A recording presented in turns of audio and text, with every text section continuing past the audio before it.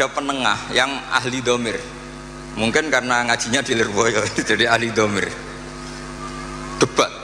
Yang satu bilang Abu Bakar karena mertuanya Rasulullah dan sohibu fil ghar.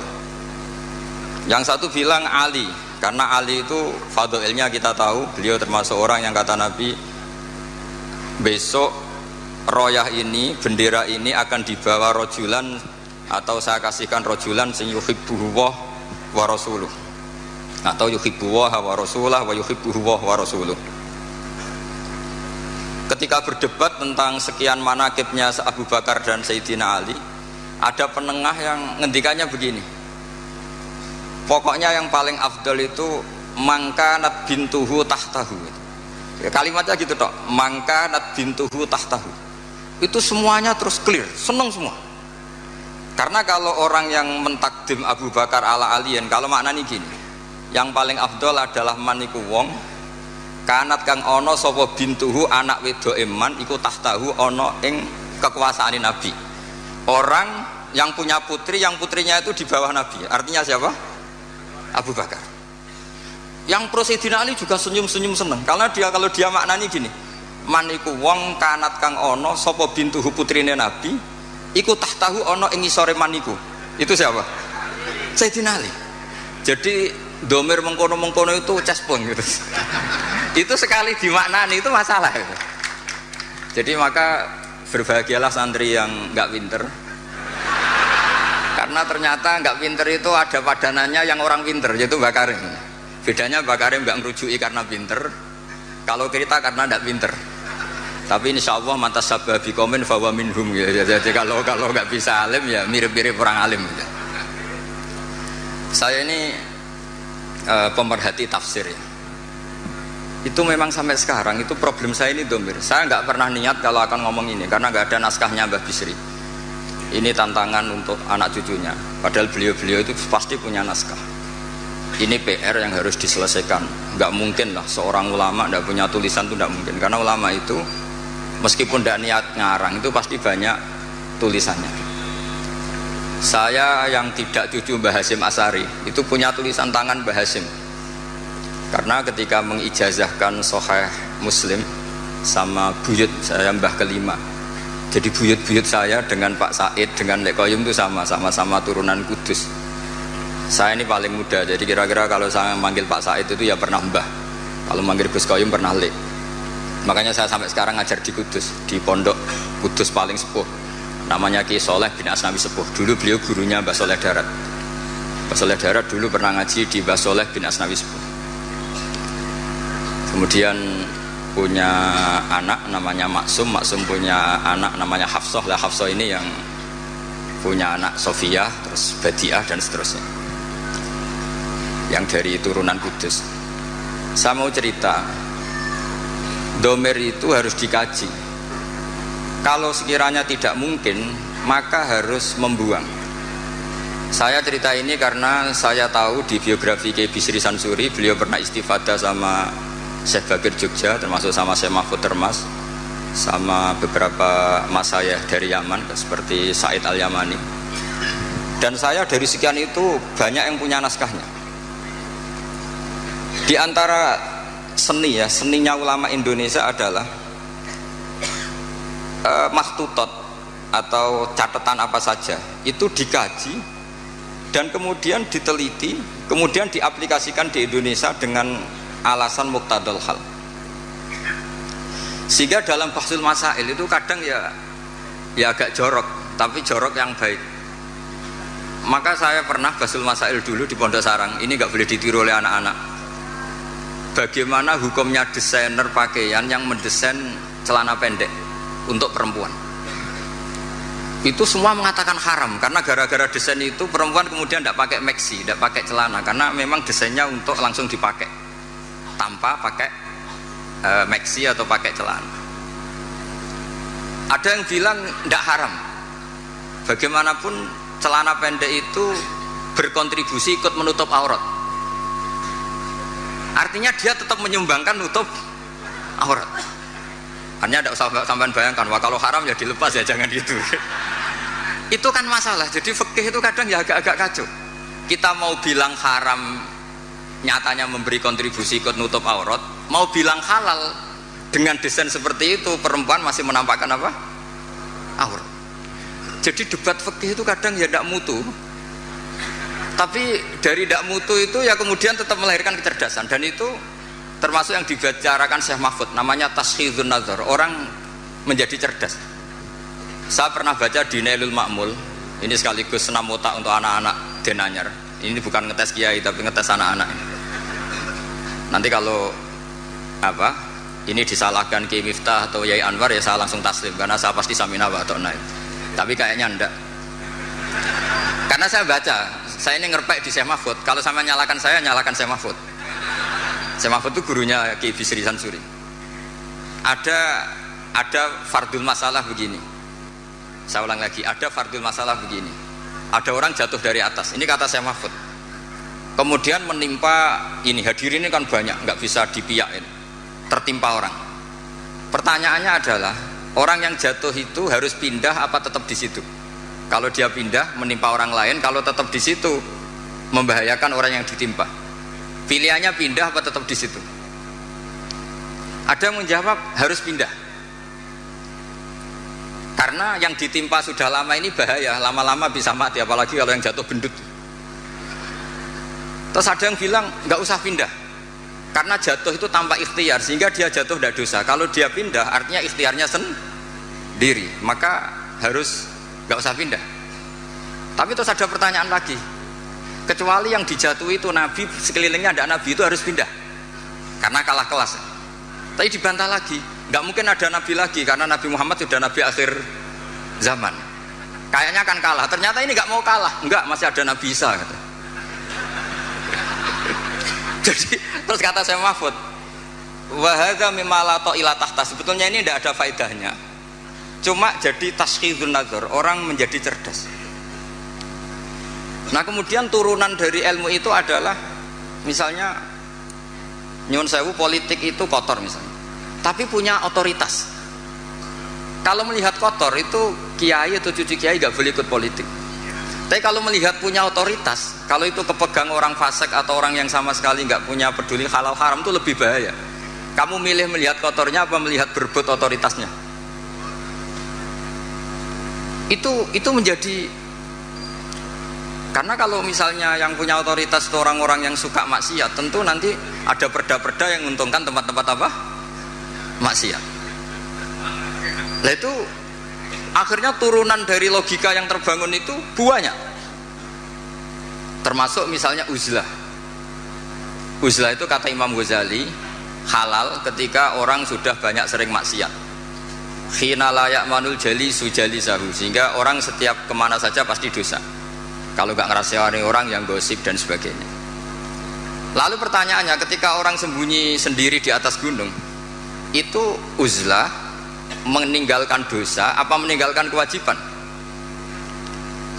Kalau Anda tidak mau jabat, itu nggak mau dosa apa nggak mau tanggung jawab atas keberlangsungan Indonesia? Sama milih mana? Kalau Mas Muhammad sudah milih ikut terlibat karena sudah jabat, maka menurut saya ini barokah. Jadi yang jabat ya anggap saja Islami karena ingin pegang otoritas, yang nggak jabat ya Islami, anggap saja menghindari syubhat. Akhirnya yang Islami siapa Gus? Ya semuanya, ini barokahnya Islam karena menyediakan semua itu yang disebut ilmu usulul fikih. Dan siapapun yang bersanad sampai Syekh Mahfud termasuk Mbah Bisri itu pasti ahli usul fikih. Kiai Sahal bisa ngarang Thariqatul Usul itu karena pernah ngaji sama Mbah Zubair. Mbah Zubair bisa alim seperti itu diantaranya pernah ngaji Kiai Fakih Mas Kumambang. Kiai Fakih bisa seperti itu tentu sanadnya sampai ke Syekh Mahfud At-Turmusi. Ada yang baca At-Tarmasi. Masalah At-Turmusi At-Tarmasi itu Mbah Zubair, gurunya abahnya Mbah Mun sekaligus gurunya, itu punya guyonan ajamiyun fasna bihi masyita. Jadi kalau nama itu ajam, lakukan apa sekehendak kamu. Makanya kalau orang itu baca ya Turmudi, ada yang baca apa? Tarmidhi, ada yang baca apa? Umumnya apa? Tarmidhi tahir dulu. Tarmidhi, Turmudi, Tirmidzi. Kalau Istakhri, Ustukhri, Istakhri. Yang repot Saya itu setiap ngajar di sarang itu bingung karena murid yang datang itu kadang sorokan sama saya, Ali Sibro milisi apa mulasi? Kalau kayak sini baca apa? Mulasi apa milisi? Ada yang baca Sibro mulasi, yang satu baca Sibro milisi. Kok kayak milisi Taliban katanya? Itu di karangannya Bazibar disebut Ajamiyun fasna bihi masita. Itu dari awal nama Ajam, maka terserah kamu bacanya apa. Sehingga kita yang tahu Syekh Mahfud itu orang Termas, kita baca At-Turmusi. Yang satu tetap baca apa? At-Tarmasi. Ini saya cerita ilmu. Jadi ilmu usul fikih itu ilmu yang menyediakan logika. Logika yang terbangun itu adalah kemudian menjadi produk hukum. Makanya ketika Imam Ghazali cerita di kitab saya, insya Allah halaman 19, tapi di kitab saya tidak tahu di kitab sampean, mungkin beda cetakan atau beda punya tidak punya, atau sama-sama punya beda baca dan tidak baca, saya tidak tahu karena perbedaan itu bisa macam-macam. Orang-orang yang uzlah itu akhirnya didatangi. Taraktum ummata Muhammadin sallallahu alaihi wasallam fi aidil mubtadi'ah. Saya masih ingat kalimatnya seperti itu. Wahai para orang yang uzlah, kamu sebetulnya meninggalkan umatnya Rasulullah sallallahu alaihi wasallam fi aidil mubtadi'ah, di tangan orang-orang yang bidah. Jadi tidak dianggap menghindari dosa, tapi dianggap menghindari tanggung jawab. Sehingga saya ini punya bapak namanya Kiai Nur Salim. Beliau ngaji sama Mbah Dolah dulu khatamnya Quran. Mbah Dolah adalah bin Abdus Salam. Abdus Salam ini juga yang termasuk gurunya Ki Bisri Sansuri. Jadi saya dibolak-balik sanadnya juga akan ketemu sama sanad yang dipakai Ki Bisri Sansuri. Sampai juga nanti ketemu di Nabi Adam lah, kalau nggak ketemu semua ya di Nabi Adam. Pasti nanti ketemu juga sanad-sanad keilmuan. Bapak itu kalau ada orang terlalu istiqomah imam masjid sampai tua itu ngeritik. Saya dulu ya iskal. Pak, bukankah itu istiqomah? Kata bapak gini, iku istiqomah apa mau digenti wong liya katanya. jadi orang itu akhirnya berlatih berpikir. Tapi kalau ada santri sopan gitu, nggak mau ngimami, nggak mau jadi pengurus masjid, itu tawadhu karena masih ada yang sepuh. Iku tawadhu apa mau tanggung jawab. Sehingga semenjak itu saya terus berpikir terus begini. Makanya seperti saya di sini itu sopan apa tidak sopan saya tidak tahu. Kalau melihat saya di atas sampai di bawah saya ini tidak sopan. Sampean kan lebih sepuh. Tapi melihat ini diperintah, itu orang paling sopan saya sekarang. Karena saya itu paling kecewa sebenarnya diatur-atur itu. Saya masyhur mengatakan kiai diatur itu dosa, tapi kali ini saya diatur. Tapi saya samina wa ta'na saking sopan saya. Jadi kalau melihat itu Gus Bak itu sopan enggak? Ya enggak sopan. Wong banyak yang sepuh di bawah kok di atas. Ya sopan wong nurut. Diatur sama Gus Salam yang nurut, padahal sepuh saya Gus Salam.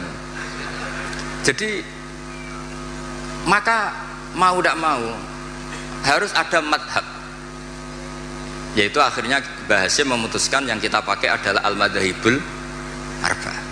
Nah ketika ada madhab itu sudut pandangnya itu pasti beda-beda. Memang saya sengaja saya akan ngomong fikih malam ini. Misalnya begini, kalau ada ayam jago ditabrak truk kejet-kejet, itu umumnya orang disembelih apa enggak? Padahal dibiarkan pun pasti mati. Umumnya disembelih apa enggak? Disembelih. Itu karena nganggep halal apa eman karena jago? Eman. Coba kalau ayam kecil, meskipun kejet-kejet, orang bisa berdebat. Kepiting itu halal apa haram? Berdebat. Tapi kalau yuyu enggak berdebat, kan enggak eman. Haram enggak apa-apa, kecil aja kan gitu. Sehingga debat menyangkut kepiting itu sampai sekarang enggak selesai. Mbah Mun itu termasuk guru yang mengharamkan, tapi banyak guru saya menghalalkan. Karena kenapa kok khilaf? Karena itu kepiting besar. Tapi yuyu itu sepakat haram karena kecil. Suatu saat kalau yuyu ini besar pasti ada khilafnya gitu. Karena eman gitu. Nah, saya tuh pernah ditanya sama orang, Pak Sada jagonya kelindes truk itu di kampung saya. Saya pas lewat pakai motor, Gus ini halal apa haram? Sudah kejet-kejet. Saya bilang ya sudahlah untuk kamu halal kata saya. Lama-lama orang ini sekali ini Gus Bak gimana? Ngomong hukum kok seenaknya. Datang ke rumah saya. Itu andekan tidak saya sembelih pun pasti mati. Terus saya bacakan kitab Sawi. Kata Imam Malik, yang namanya kejet-kejet itu tetap punya nyawa. Sehingga penyembelian ini tetap berfungsi menghilangkan nyawa. Itu sudah cukup dikatakan dzabhu, menyembelih. Tapi cara mazhab Syafi'i dia tidak punya hayatun mustaqirrah, sehingga Kalau dibiarkan pasti mati langsung, maka nggak boleh disembelih. Karena dia ada langsung mati ini hanya proses prosedur saja. Memang pantasnya mati kejat-kejat sih gitu aja kira-kira itu. Tapi hakikatnya sudah apa? Mati. Sehingga ulama itu selalu berdebat. Dan perdebatan ulama itu setelah diangen-angen memang sama-sama masuk akal. Saya punya sekian cerita ya tentang perdebatan, termasuk kitab yang tadi disebut Lek Qayyum itu, kitab Khilyatul Auliya. Karena kenapa saya sering baca kitab itu, memang syaratnya jadi wali itu harus pernah baca kitab Khilyatul Auliya. Jadi kalau sampean belum pernah baca berarti nggak mungkin jadi wali. Sudah tak jamin itu nggak mungkin. Imam Ghazali sealim itu termasuk barokahnya kitab Khilyatul Auliya, masyhur itu. Fit tasawuf beliau ngiduk kitab Kutil Qulub, fil fikhi beliau ngiduk kitab Nihayatul Matlab fi Diriyatil Madzhab karangannya Imam Haromen. Tapi kalau fi manaqibil akhyar beliau ngiduk kitab Khilyatul Auliya wa Tabaqatul Aswa, itu terang-terangan beliau ngendikan di juz 4 wa alayka bi mutalaati kitab Khilyatil Auliya. Karena beliau memang pengagum kitab Khilyatul Auliya di bab manaqibul akhyar. Itu di bab manaqibul akhyar itu ada sekian perdebatan, dan perdebatan itu melahirkan satu kecerdasan, yaitu tadi saya berkali-kali cerita ada sekian contoh yang orang itu akan ngeper setelah ada logika kebalikannya. Saya beri sekian contoh. Ketika malaikat Israel datang ke Nabi Ibrahim mau mencabut nyawanya, itu Ibrahim marah-marah, Israel kamu salah. Kenapa? Saya ini kekasih Allah, ana Khalilur Rahman, saya ini kekasih Allah.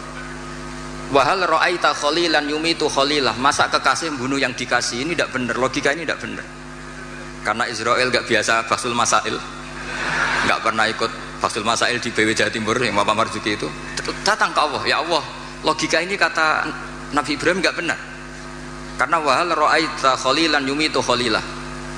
Terus sama Allah diajarin, ya sudah bilang ke Ibrahim gini, wahal ra'aita khalilan yakrahu ayal khalilah. Masa orang yang dicintai kemudian tidak siap ketemu yang dicintai. Datang lagi Israel, wahal ra'aita khalilan yakrahu ayal khalilah. Oh ya ya, nggak apa-apa, mati nggak apa-apa katanya. Jadi dibalik langsung rubah. Dulu pernah ada jagongan ulama mau menganggap cengkeh itu pewangi. Alasannya kue-kue tar dikasih cengkeh, maka cengkeh kategorinya pewangi. Artinya apa efek hukumnya? Kalau orang ikhram rokok berarti wajib bayar dam karena pakai pewangi, yaitu cengkeh. Karena roti tar dikasih cengkeh, terus beberapa wedang cengdem juga dikasih apa?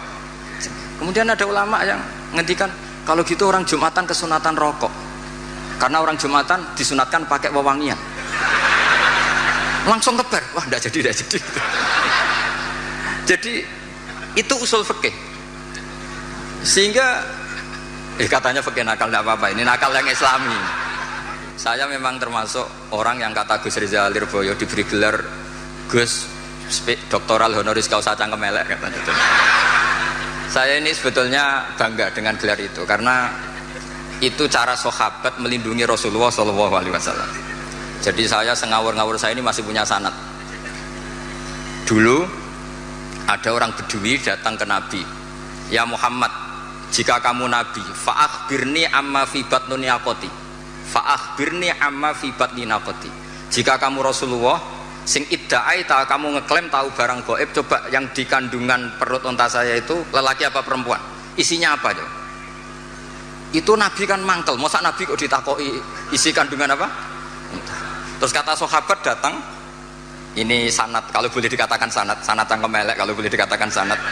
Itu kata sahabat tadi langsung namanya Salamah bin, ada yang baca Salmah bin Salamah namanya. Nazauta alaiha fakanat laka minha sakhlatun.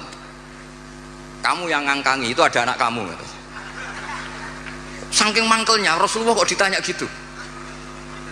Enggak, kamu enggak usah tanya Rasulullah, tanya saya. Oh iya ya, di dalamnya ada apa? Ono anakmu gitu.